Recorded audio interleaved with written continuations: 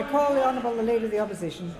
I move that so much of standing and sessional orders be suspended as would prevent the Leader of the Opposition from moving the following motion forthwith: that this House has no confidence in the Prime Minister. 16 months ago, the Prime Minister promised Australian voters a stable, mature and adult government. What has happened? There have been many promises broken by this government, but the promise to run a stable and mature government is arguably the biggest broken promise of this sad government's last 17 months. The Australian people, unlike the parallel universe the government inhabits, have watched with amazement in the last few weeks and days as the once great Liberal Party puffs and puffs its way up to a leadership spill.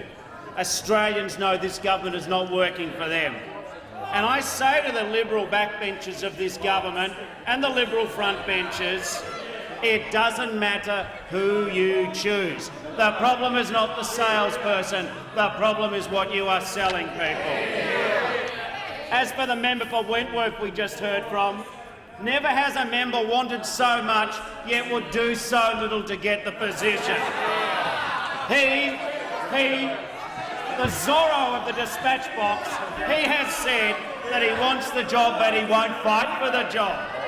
He is prepared to injure his Prime Minister, but he leaves his supporters hanging. He is a veritable ball of ambivalence. But this is not new in his political career. For 2 long, excruciating decades, we were with the Hamlet of the Liberal Party. To be Labor or to be Liberal, that is the question. Oh yes, we like Neville, but in the end, John Howard, he had a better chance of beating Kim Beazley. So lucky Liberal Party, the ball of ambivalence chose the Liberals. And then what did he do when he came to Parliament? He stalked poor old Brendan Nelson. What did Brendan Nelson ever do to deserve Malcolm Turnbull stalk him? But of course, the member for Wentworth, angsting on the spill motion over the weekend, he is able to be conned by Godwin Drecker. We'll never forget that. And then he couldn't even come to terms with Nick Minchin. And there, the man who would be if he could be, got beaten by Tony Abbott. Not once, not twice, but time and time again. I call the Leader of the House. The Leader of the Opposition to resume his seat. Leader of the House. Madam Speaker, the Leader of the Opposition appears to have taken the wrong speech from his office today. Perhaps they weren't prepared for the outcome of this morning's meeting. Because he clearly appears to be talking about the wrong member of the chamber, and he should draw him back to the motion, which is about the Prime Minister. The Leader of the House makes the point that it is a suspension motion and the Leader of the Opposition should indeed refer to the suspension motion. Take the point of order from the member for hedging your bets. I was going to come to the Prime Minister. You know, I don't often agree with the Prime Minister's policies. In fact, I very rarely do. But I felt a little bit on Tony Abbott's point of view today. I mean, he's not as articulate as the member for Wentworth, but he's a bundle of fight, our Prime Minister. He is super glued to that seat, member for Wentworth, and you are going to have to blast him out. I admit our Prime Minister, he has a lot of energy. He runs around constantly biting his own tail, but at least he knows how to fight for something, member for Wentworth. And the real shame of this debacle today, the real shame today, is it is not who leads the Liberal Party. We've heard not a word of repentance from the government about their unfair budget. Australians sat there, perhaps waiting to see the outcome of the spill that never was, but they waited to see any humility from any member of the government. But see, the Minister for Finance let it out of the bag yesterday on Insiders. The interviewer asked the Minister for Finance, did any minister ever complain to you, the Finance Minister, that the budget was unfair? And the Minister for Finance said, not a one, not a one. So although some of them may seek to blame Prince Philip and the knighthood, some of them may seek to blame the absent-mindedness of Australian voters, some of them may seek to say that it's the internet or social media. Some of them may care to say that if only people understood what they were selling, then things would be better. Wrong, wrong and wrong again, people. The problem with this government is you brought down a budget which broke all the promises you said you would do. Oh, they broke their promises. No new taxes, Tell that to the people paying new taxes. No cuts to education. Tell that to the states losing their funding for schools. Remember the promise about no changes to health? Tell that to the people paying the GP tax. This nation doesn't need a new Liberal leader. It needs a new government.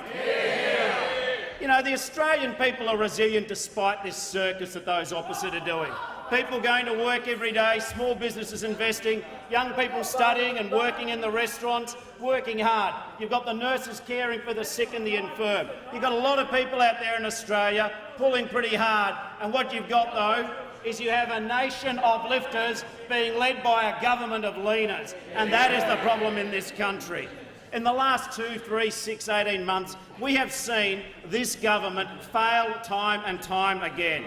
And what this government won't admit is it's not the opinion polls which really matter here. It is that what you have is that you've got a government who won't admit that their budget has beaten them. Forget the embroidery of the Australia Day announcement. Forget the embroidery of knights and dames. That shows we have a Prime Minister with a romantic urge for the 1950s. That's life. It is not the political ineptitude of the government which I worry about. It is their wrong priorities for the nation. They're more interested in Buckingham Palace than Beijing. They're more interested in forcing down an unfair budget, cutting opportunity, cutting hope. If this government wants to learn anything over the last 18 months, we give you this advice. Don't cut the pensions. Don't cut the Medicare. Don't introduce a GP tax. Do not introduce $100,000 degrees. And while you're at it, why don't you build the Navy submarines in Australia like you promised to? And while you're at it, here's some other positive ideas from Labor. Maybe we could have a mature debate about becoming a republic in this country. And while we're at it, why don't we do something meaningful on climate change, like the on-again, off-again member for Wentworth believes? Well, he believed it then, but of course we know, and Australia knows, that in order for the member for Wentworth to blast the Prime Minister from his seat, he has to sell out whatever views he had on climate change. So what we see now is a government causing great disarray with the confidence of Australians. There are clear signs on what this government should do. In the next 12 months, you should. Well, I tell you what, if you're asking what we should do, don't cut Medicare. Do not wreck the higher education system. Do not touch the pensioners. What we need is a strategy for growth in this country, and you do not have it. There is the treasurer, the ultimate hollow man of Australian politics. The best proposition we can do for this nation is you drop this budget in its entirety, you admit that you've wasted 18 months of the nation's life that we will not get back. And furthermore, we need to stop the marginalisation of the middle class of Australia. You open up an attack on the minimum wage in this country.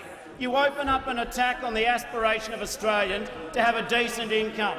You've abandoned the manufacturing sector in this country. This government care to tell people that if they had a different message maker, then all would be good. The fundamental problem in this nation is that the Liberal Party has drifted too far to the right. You no longer represent the mainstream of Australian thinking. In that last budget, you certainly bit off more than you could chew. And it was because you broke the covenant of trust with the Australian voters.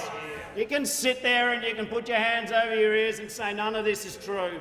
The truth of the matter is that Australians have low tolerance for a government who lied their way into office. You don't need to do different social media. You don't need to have different leaders. What you have to do is not tell lies to the Australian people. This morning was a debacle. We know it was a debacle and you know it was a debacle. And this constant reference to saying that somehow we've sorted all our issues out. Until you sort out the budget, until you sort out your attack on the working people of Australia, until you stop intimidating and oppressing the poor in Australia and the vulnerable, your problems will never be fixed. The Liberal Party has moved the political debate in this country far too much to the extremes. You are an extreme government motivated by an extreme ideology, and the member for Wentworth no matter what he has said in the past, has shown that he is a man prepared to say and do anything to be the Prime Minister of the Liberal Party, and that isn't good enough for this country. And Australians have not only worked out this Prime Minister, they've worked out the member for Wentworth, a man who will say and do anything to be in power. And